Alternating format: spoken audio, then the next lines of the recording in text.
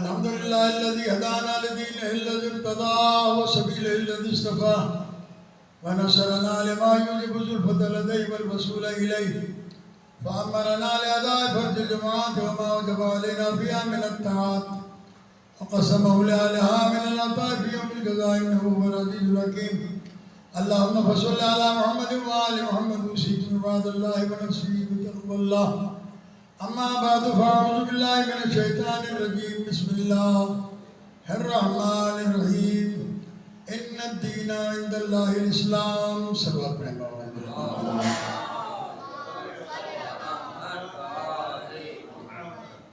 عزیزان گرامی، اس سے قبل بھی میں نے اسی آیت کریمہ کے ذیل میں چند معروضات عرض کی تھی. اس آیت کی سب سے بڑی خصوصیت یہ ہے کہ 23 برس میں جو کچھ بھی پیغمبر اکرم صلی اللہ علیہ وآلہ وسلم پر نازل ہوا ہے اس کا نام اسلام ہے، اور اسلام کے تمام قوانین کو قرآن مجید میں جمع کر دیا گیا ہے. یہ آیت کریمہ واضح طور کے اوپر تمام انسانوں کو یہ بات سمجھا رہی ہے کہ دین اگر ہے تو وہ اسلام ہے، اور بس. دین اگر ہے تو وہ اسلام ہے. اس کے علاوہ کوئی اور دین اللہ کے نزدیک ہے ہی نہیں. دین تو دنیا میں بہت سارے ہیں، لیکن اللہ کے نزدیک جو دین ہے وہ اسلام ہے، اور اس اسلام کے قوانین کا نام قرآن ہے. اللہ کی کتاب اس قرآن وہ قوانین بیان کرتی ہے. اسی لیے آگے چل کر قرآن مجید میں پروردگار عالم نے یہ ارشاد فرمایا فَمَن يَبْتَغِ غَيْرَ الْإِسْلَامِ دِينًا فَلَن يُقْبَلَ مِنْهُ. اگر کسی نے اسلام کے قوانین سے ہٹ کر غیر اسلام کوئی بھی کام کیا تو ہم سے قبول نہیں کریں گے. ظاہر ہے یہ آیت بتا رہی ہے کہ انسان فطری طور کے اوپر اچھائیاں بھی کرتا ہے اور برائیاں بھی کرتا ہے، لیکن اللہ کے نزدیک اچھائی وہ قابل قبول ہے جو دائرہ اسلام میں رہ کر ہو. اگر اسلام سے بغاوت کر کے کوئی اچھائی کی جائے تو وہ اسلام کے نزدیک اچھائی نہیں ہے. دنیا میں بہت سارے لوگ ہیں، اسکول کھولتے ہیں، تعلیم کا بہت اچھا شعبہ ہے. پانی کے کنویں کھدواتے ہیں، یقیناً بہت اچھا شعبہ ہے.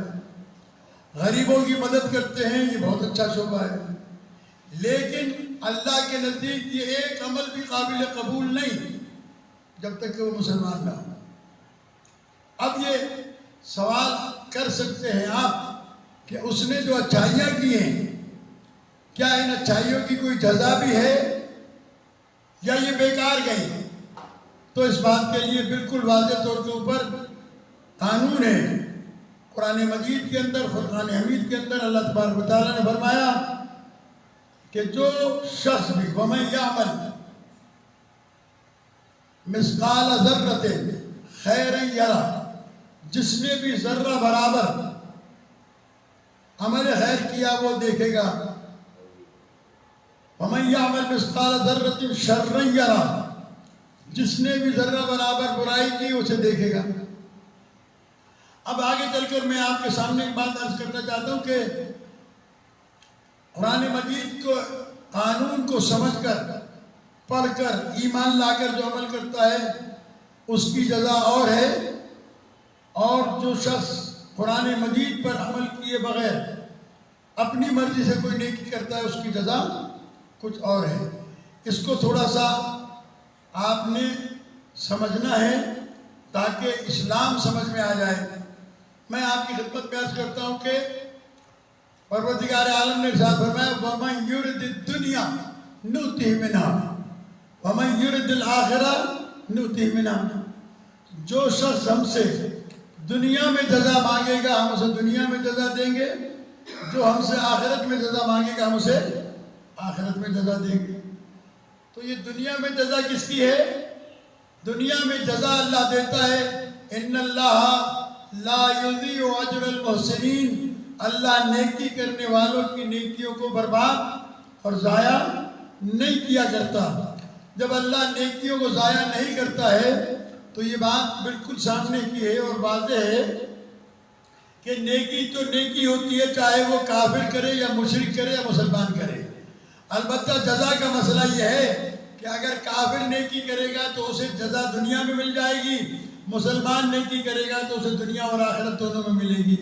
اسی لیے دعاؤں کے اندر کہا گیا نا، یا رحمان الدنیا ورحیمہما، اللہ مہربان ہے دنیا میں، رحمان کی ہے صفت سے، اپنوں کو غیروں کو سب کو دیتا ہے، لیکن ورحیمہما، لیکن وہ رحیم ہے دنیا و آخرت دونوں کے لیے، کہ جو دنیا میں بھی نیکی کرتا ہے اس کی جزا دنیا میں بھی ملتی ہے اور آخرت میں بھی ملتی ہے۔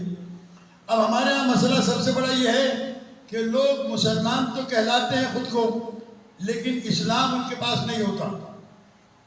اسلام بہت کم لوگوں کے پاس ہے۔ ہمارے ایک بہت بڑے عالم شیخ وائلی اللہ مقامہ کربلا کے ایک بہت بڑے خطیب تھے، وہ جب پہلی مرتبہ یورپ گئے مجالس پڑھنے کے لیے تو واپس آئے تو دوستوں نے پوچھا، وہ دور ایسا تھا کہ جب بہت کم لوگ یورپ جایا کرتے تھے، تو آغا شیخ وائلی سے پوچھا گیا کہ آپ جب یورپ گئے تو آپ نے کیا دیکھا، کیا چیز ایسی تھی جس نے آپ کو تعجب میں ڈالا ہو؟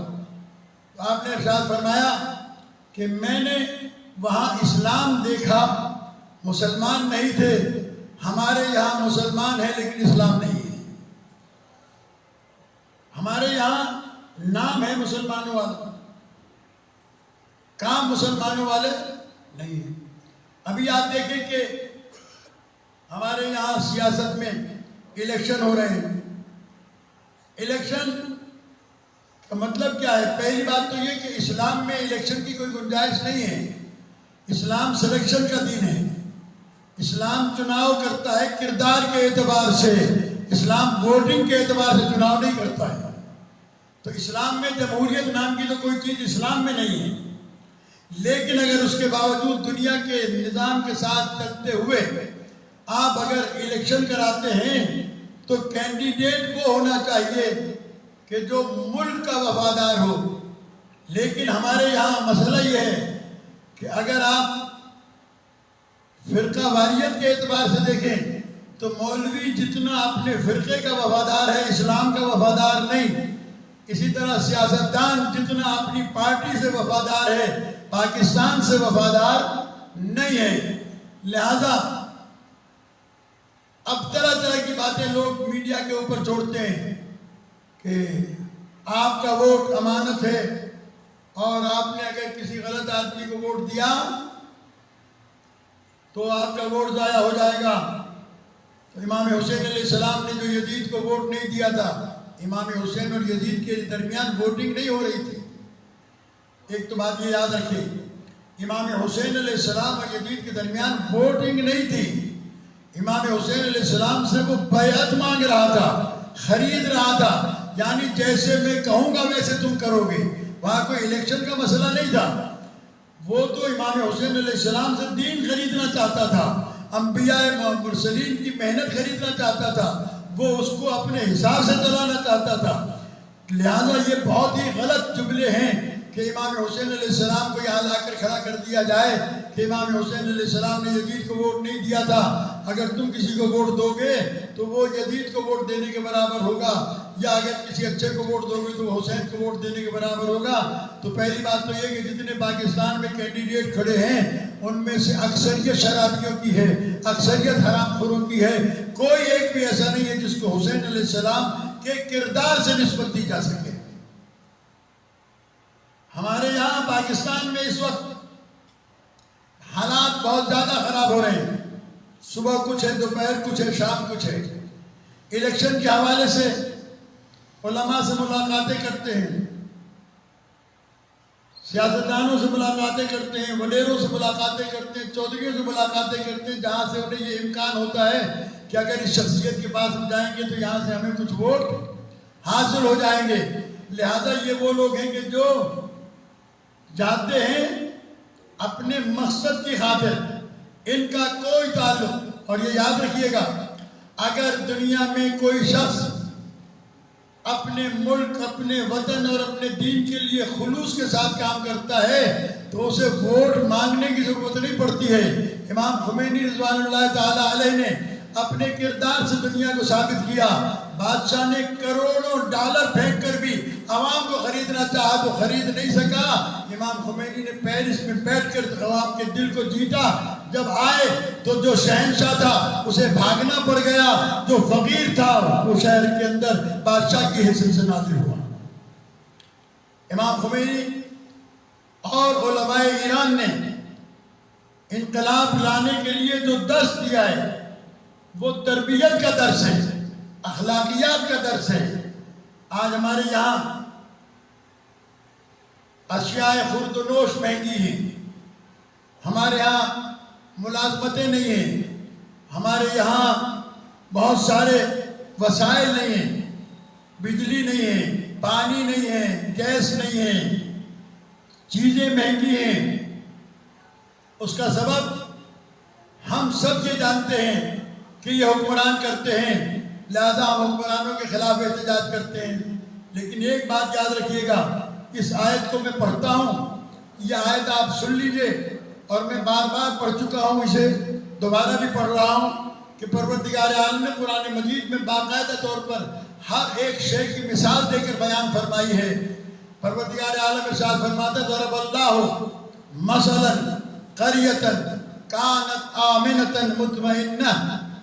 اللہ ایک ایسی بستی کی مثل بیان کرتا ہے، مثل بیان کرتا ہے کہ جس کا رزق چاروں طرف سے بالکل بہم پہنچ رہا تھا۔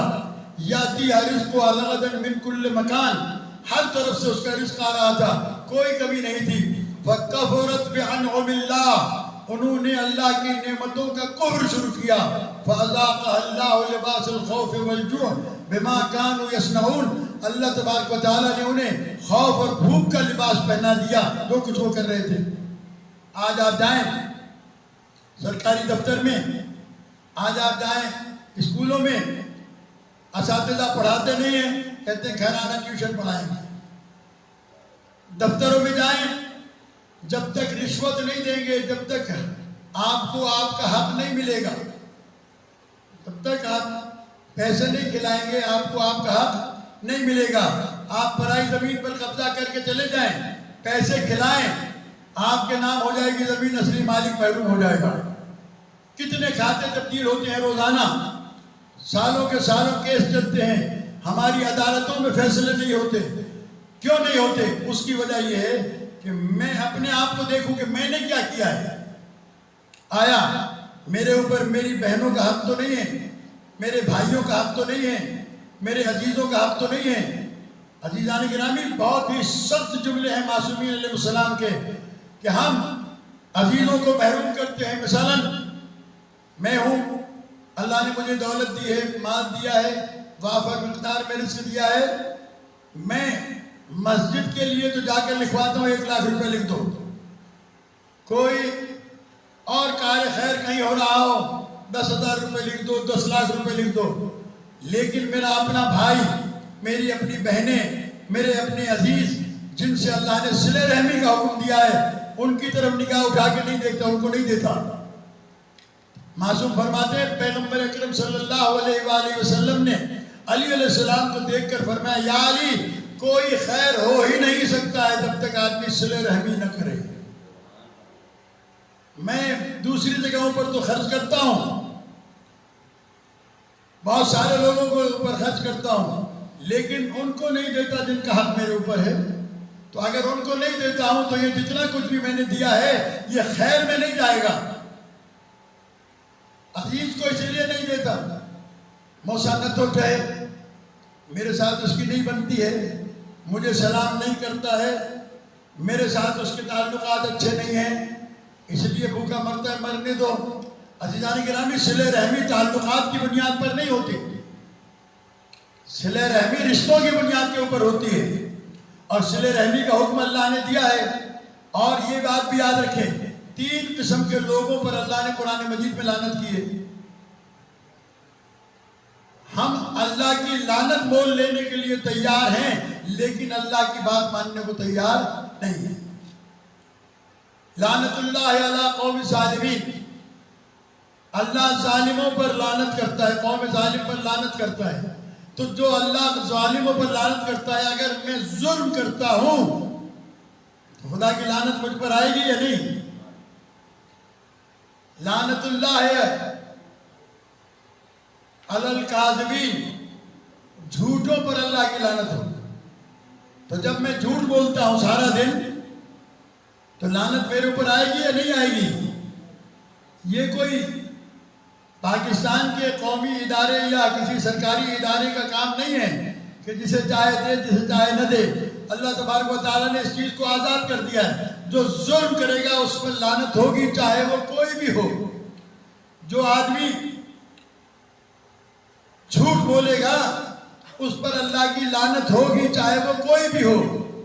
اور تیسری چیز اللہ تبارک و تعالیٰ نے جو قرآن مجید میں فرمائی کہ جن سے اللہ نے صلہ رحمی کا حکم دیا ہے، جن سے رشتوں کو جوڑ دینے کا حکم دیا ہے، ان کے ساتھ قطع رحمی کرنے والوں پر بھی اللہ نے لعنت کی ہے قرآن مجید میں۔ مثلا مجھ سے میرا بھائی نہیں ملتا، میں بھی نہیں ملتا اس سے۔ کیوں نہیں ملتا؟ میرے ساتھ نہیں بنتی ہے اس کی۔ میں اپنی بہن سے نہیں ملتا، میں اپنے چچا زاد بھائی سے نہیں ملتا، میں اپنے عزیزوں سے نہیں ملتا، تو اس میں میری کوئی بڑائی نہیں ہے۔ روزانہ کی بنیاد پر میرے اوپر اللہ کی لعنت برستی ہے، روزانہ کی بنیاد پر میرے اوپر اللہ کی لعنت برستی ہے۔ ایک شخص نے آ کے چھٹے امام سے کہا تھا،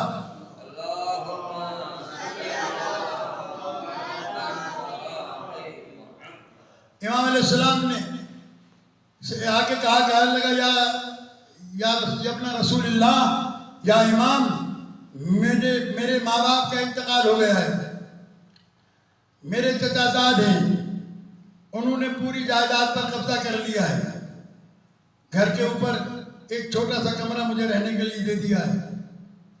میں ان کو سلام کرتا تھا، لیکن اب صورتحال یہ بن گئی کہ وہ میرے سلام کا بھی جواب نہیں دیتے۔ کیا ہے؟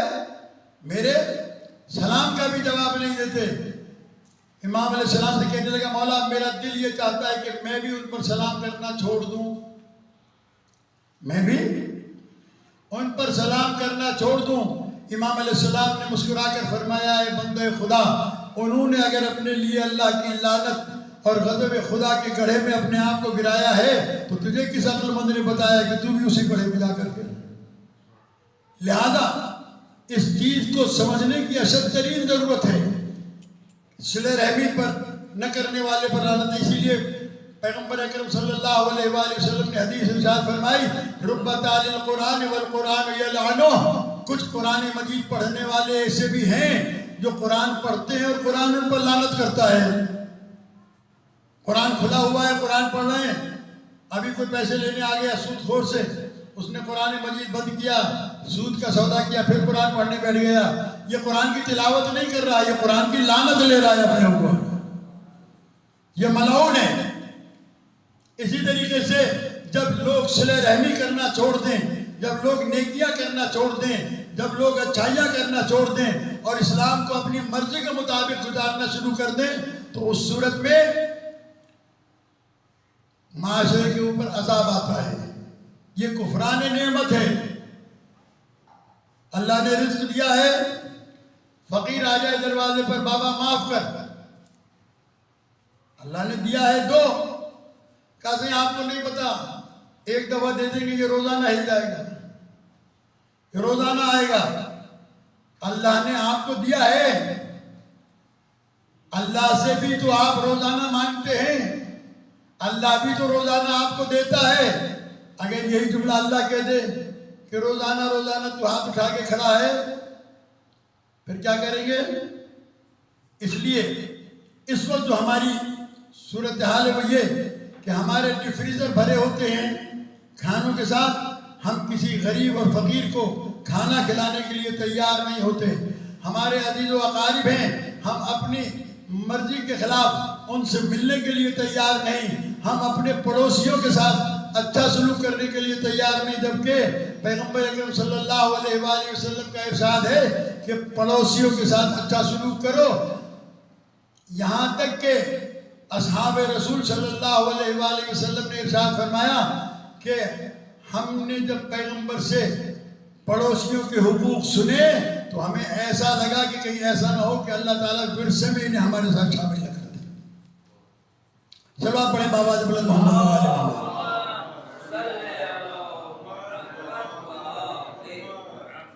اس بات کو اچھے طریقے سے اپنے ذہن کے اندر محفوظ رکھیے. اسلام صرف لا الہ الا اللہ محمد الرسول اللہ علی ولی اللہ پڑھ لینے کا نام نہیں ہے. اسلام ایک دستور حیات ہے، ایک قانون ہے. جس قانون کو اس قانون کے مطابق گزارنے والے کو مسلمان کہتے ہیں. پیغمبر نے تو واضح طور کے اوپر ارشاد فرمایا، وہ حدیثیں جو سنی شیعہ تمام کتابوں کے اندر موجود ہیں، آپ پڑھ کے دیکھیں کہ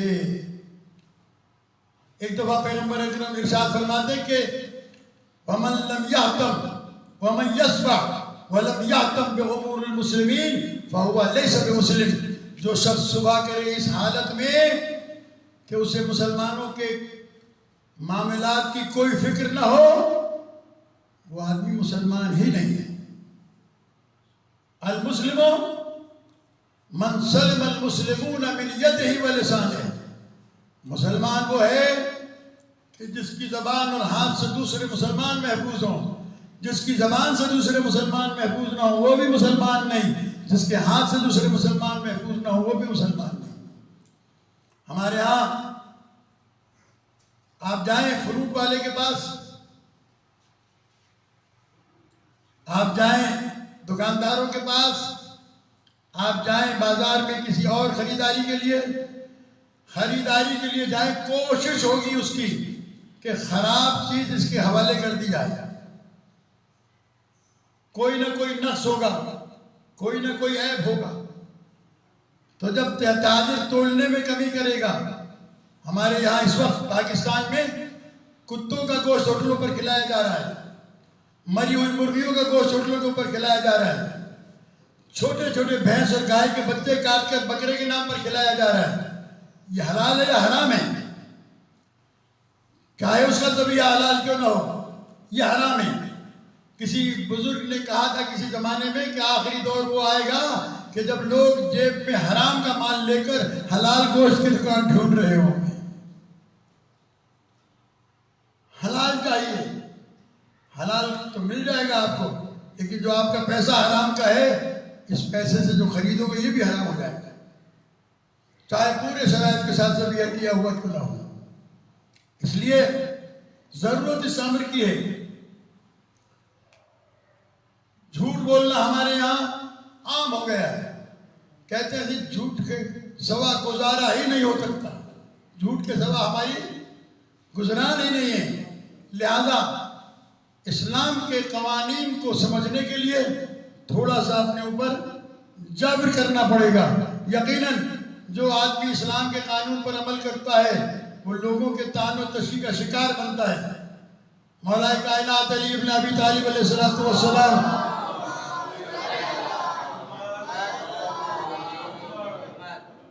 کو کیوں قتل کیا گیا، کیوں شہید کیا گیا؟ کسی نے پوچھا تھا مولا آپ کی خلافت کی میعاد اتنی کم کیوں ہے اور کمزور کیوں ہے؟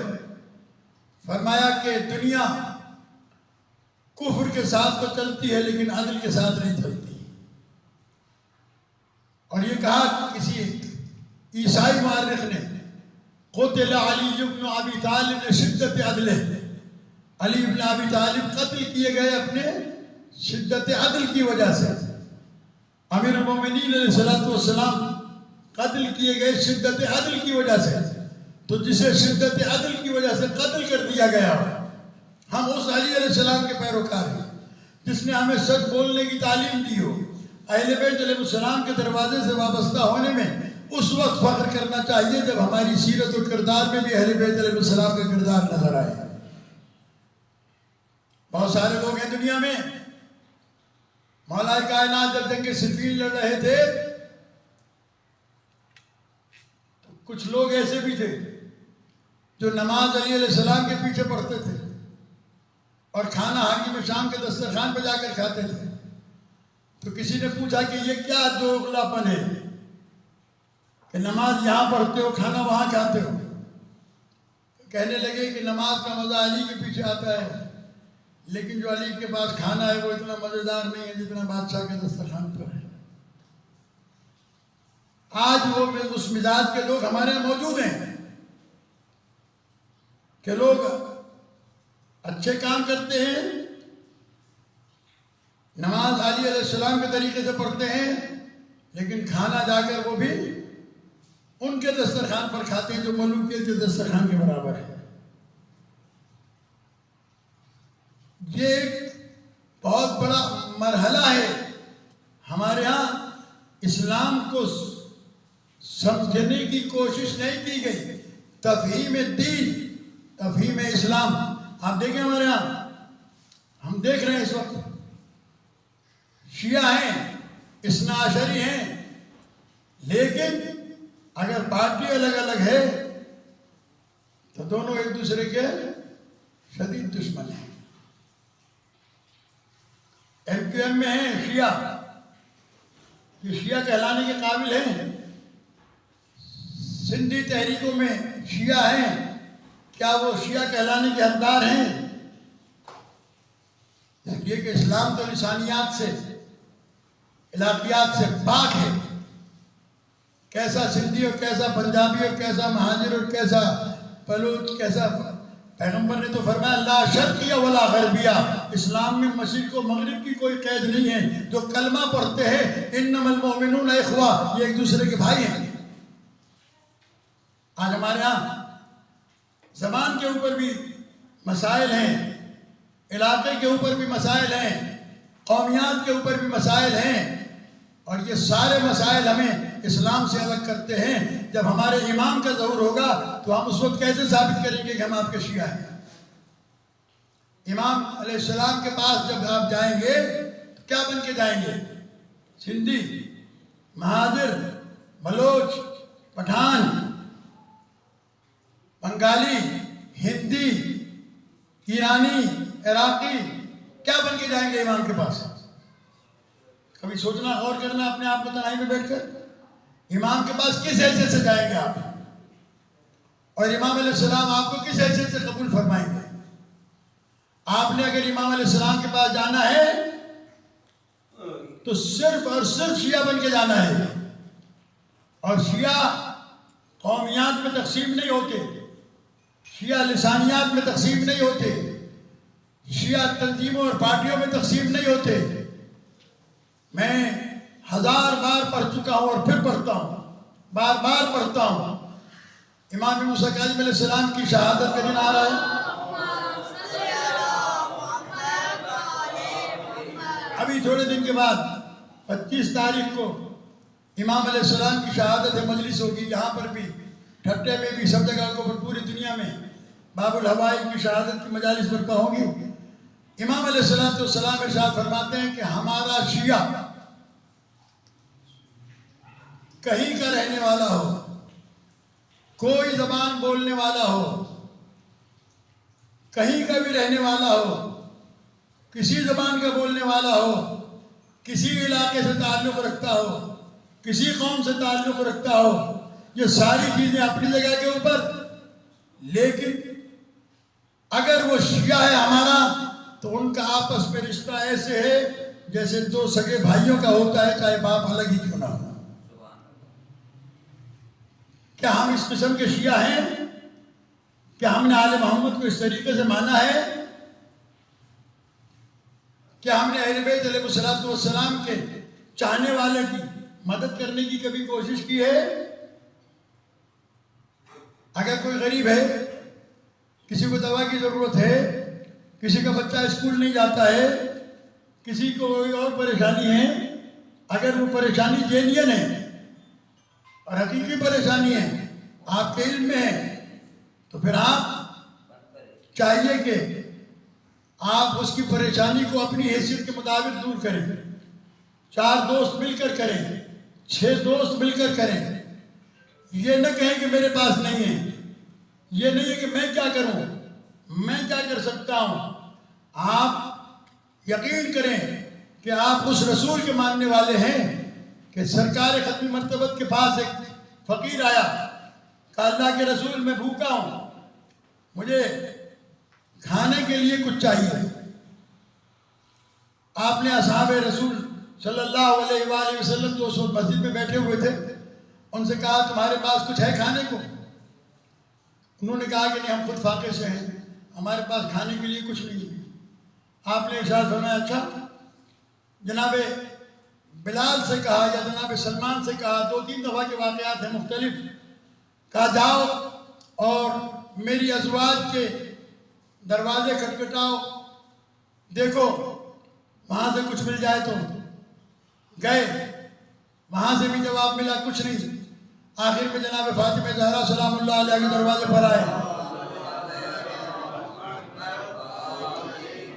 جب شہزادی کونین صلوات اللہ علیہ کے دروازے پر آئے تو بی بی نے بھی کہا کہ میرے تو حسنین بھوکے ہیں، ہمارے پاس کھانے کے لیے کچھ نہیں ہے، لیکن اگر سائل آیا ہے اور نبی نے میرے گھر پہ تمہیں بھیجا ہے تو پھر سائل خالی ہاتھ نہیں جانا چاہیے۔ شہزادی نے اپنی چادر دے دی اور کہا بازار لے جاؤ، اسے بیچو۔ یہ معمولی چادر نہیں ہے، یہ چادر تطہیر ہے۔ شہزادی نے یہ چادر بازار میں بھیجی، ایک دفعہ نہیں کئی مرتبہ گئی۔ یہ اللہ کی کرم نوازی ہے کہ چادر بازار میں جا کے بکی اور پھر واپس جناب سیدہ کونین کے گھر آ گئی ہے۔ یہ اللہ نے اس کا انتظام کیا۔ جیسے ہی سلمان چادر لے کر بازار میں آئے، کہا کہ یہ بنت رسول کی چادر ہے کوئی تم میں سے جو اس کی خریداری کرے؟ ایک سائل کے سوال کو پورا کرنا ہے۔ کوئی اور آگے نہیں بڑھا، ایک یہودی آگے بڑھا، کہنے لگا اس کی قیمت کتنی ہے؟ کہا اس کی قیمت کون دنیا میں لگا سکتا ہے، جو تم دے سکتے ہو وہ دو، دیکھ لو اس کو کھول کر۔ کہا میرے ہاتھ جل جائیں اگر میں اس چادر کو ہاتھ لگاؤں۔ تھا یہودی لیکن اس نے بی بی کی چادر کو ہاتھ نہیں لگایا، قیمت لے کے آیا پیغمبر کے پاس، کہا کہ یہ قیمت بھی لے لو اور یہ چادر بھی واپس بی بی کے پاس بھیج دو۔ عزیزان گرامی، جہاں شہزادی اپنی چادر گروی رکھ کر فقیروں کے سوال کو پورا کرتی ہو، وہاں اس شہزادی کے ماننے والے گھر میں ہوتے ہوئے فقیروں کے سوال کو پورا نہ کریں، کیسے ثابت کریں گے کہ وہ جناب فاطمہ زہرا سلام اللہ علیہا یا پیغمبر اکرم کے ماننے والے ہیں؟ ہماری صورتحال بالکل مختلف ہے۔ ہم پیسوں کو دانتوں سے پکڑ کے رکھتے ہیں۔ ہمارے یہاں سخاوت نام کی چیز فوت ہو چکی ہے۔ ہم سخاوت کو فضول خرچی سمجھتے ہیں۔ اللہ نے جو رزق دیا ہے اس میں سے اتنا تو دو جتنا شریعت نے حکم دیا۔ قرآن کہتا ہے کہ اپنے ہاتھ کو نہ کھول دو کہ فقیر ہو جاؤ، نہ مٹھی بند کرو کہ کنجوس ہو جاؤ، درمیانی رستہ اختیار کرو۔ جو اللہ نے تمہیں رزق دیا اس میں سے دو۔ تمہارے اوپر اس لیے زکوٰۃ واجب ہے، خمس واجب ہے، خیرات واجب ہے۔ آپ کے لیے فقیروں کو دینے کے لیے قرآن مجید کی آیت موجود ہے۔ میں آخری آیت پڑھ کے پہلے خطبے کو مکمل کرتا ہوں۔ قرآن مجید میں پروردگار عالم نے فرمایا وَلَيْسَ الْبِرَّ أَن تُوَلُّوا وُجُوهَكُمْ قِبَلَ الْمَشْرِقِ وَالْمَغْرِبِ وَلَكِنَّ الْبِرَّ مَنْ آمَنَ بِاللَّهِ۔ یاد رکھو یہ کوئی نیکی نہیں کہ تم مغرب یا مشرق کی طرف منہ کر کے کھڑے ہو جاؤ اللہ اکبر، لیکن نیکی یہ ہے کہ اللہ پر ایمان لاؤ، والملائکہ ملائکہ پر ایمان لاؤ، والکتاب کتابوں پر ایمان لاؤ، والنبیین نبیوں پر ایمان لاؤ۔ جب ایمان مکمل ہو جائے تو اب اس ایمان کو ثابت کرو، صرف زبان سے نہیں عمل سے ثابت کرو۔ کیسے؟ وَآتَ الْمَالَ عَلَىٰ حُبِّهِ ذَوِي الْقُرْبَىٰ وَالْيَتَامَىٰ وَالْمَسَاكِينِ وَابْنَ السَّبِيلِ وَالسَّائِلِينَ وَفِي الرِّقَابِ۔ قرآن مجید بتا رہا ہے طبقات کو کہ سب سے پہلے اپنے عزیز و اقارب کے اوپر خرچ کرو، ان سے بچ جائے، یتیموں پر خرچ کرو، ان سے بچ جائے، ابن سبیل پر خرچ کرو، ان سے بچ جائے، مساکین پر خرچ کرو، ان سے بچ جائے، قیدیوں کی رہائی، غلاموں کی رہائی پر خرچ کرو۔ اس کے بعد اب تمہیں حکم وَأَقَامَ الصَّلَاةَ وَآتَى الزَّكَاةَ، اس سے پہلے تمہیں نماز پڑھنے کا حکم نہیں ہے جب تک کہ تم اپنی اللہ کی محبت کو ثابت نہ کر دو اپنے عمل سے۔ ہم سخاوت اور خیرات کو اپنے لیے مصیبت سمجھتے ہیں۔ امیر المومنین علی ابن ابی طالب علیہ السلام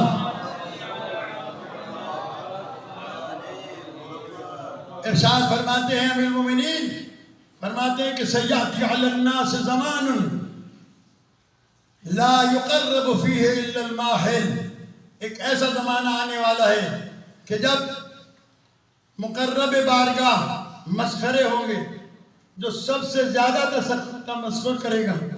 آپ دیکھیں منبر پر بھی ایسے لوگوں کو پسند کیا جاتا ہے جو ہمیں ہنسائے، جو ہماری طبیعتوں کو خوش کرے۔ اگر کوئی نصیحت کرتا ہے، نہج البلاغہ پڑھتا ہے، کہنے چلو نے کہ یار ہر بڑے کو مت خراب کرے، نیند رہتی اچھی۔ جسے علی کی باتیں سن کر نیند آتی ہو وہ علی کو کب مانتا ہے؟ اپنے ایمان کی ذرا خبر تو لیں ہم۔ مولا فرماتے ہیں، یہ لمبا خطبہ ہے، میں اس کو پورے کو خطبے کو اس ٹائم بیان نہیں کر سکتا، یہ الگ سے کسی اور موقع پر انشاءاللہ آپ کروں گا۔ اس کے اندر مولا فرماتے ہیں یعدون الصدقۃ غرما، یہ آخری دور ہے کہ جس زمانے میں لوگ صدقے کو اپنے لیے بوجھ سمجھیں گے۔ وصلۃ الرحم منا، اور اگر کسی رشتہ دار و عزیز کی خبرگیری کریں گے تو اس پر احسان سمجھیں گے۔ ماں تو تے فلاں نے اس کی مہربانی نہ کہی ہوئی ہے، یہ احسان نہیں ہے، نماز اور روزے کی طرح سے یہ ایک عبادت ہے۔ جیسے آپ نماز اور روزہ کرتے ہیں، صلہ رحمی بھی اسی طریقے کی ایک عبادت ہے۔ اللہ تبارک و تعالیٰ سے دعا کریں کہ وہ ہمیں اسلام کے قوانین کو پڑھنے، سمجھنے اور اس پر عمل کرنے کی توفیق عطا فرمائے، ورنہ ایسا نہ ہو کہ ہم چاہے مولوی ہو یا عوام،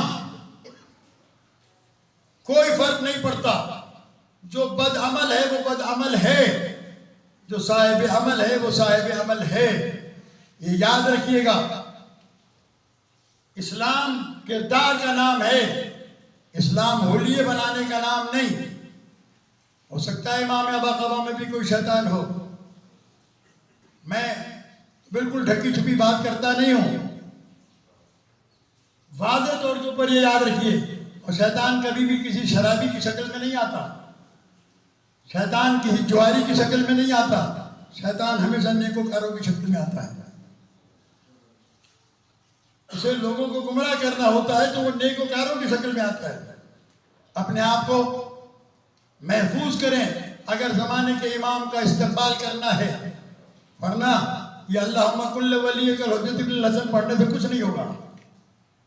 یہ دعا پڑھنے کا حق تو ان لوگوں کو ہے جنہوں نے اپنے امام کے استقبال کی تیاری کر رکھی ہو۔ تیاری کچھ بھی نہیں ہے، صبح اٹھ کے سب سے پہلے داڑھی پر بلیڈ گھماتے ہیں، پھر اللہم کل ولیک الحجۃ ابن الحسن، صبح کی آذان ہوتی ہے تو کروٹ بدل کے سو جاتے ہیں، اللہم کل ولیک الحجۃ ابن الحسن۔ بھائی بہن بیمار ہوں، ان کا حق ہو ہمارے اوپر، نہ دے کے بھی ہم کہتے ہیں اللہم کل ولیک الحجۃ ابن الحسن۔ کیا مطلب ہے؟ آپ اپنے امام سے مذاق کر رہے ہیں، آپ اللہ امام کو نہ بلائیں۔ میری زبان سے یہ جملہ اس وقت نکلے کہ جب میں کم سے کم اپنے آپ کو واجبات کا پابند کروں، جب تک میں اپنے آپ کو حرام سے نہ بچاؤں، اس وقت تک مجھے اللہم کل ولیک کہنے کا حق نہیں ہے۔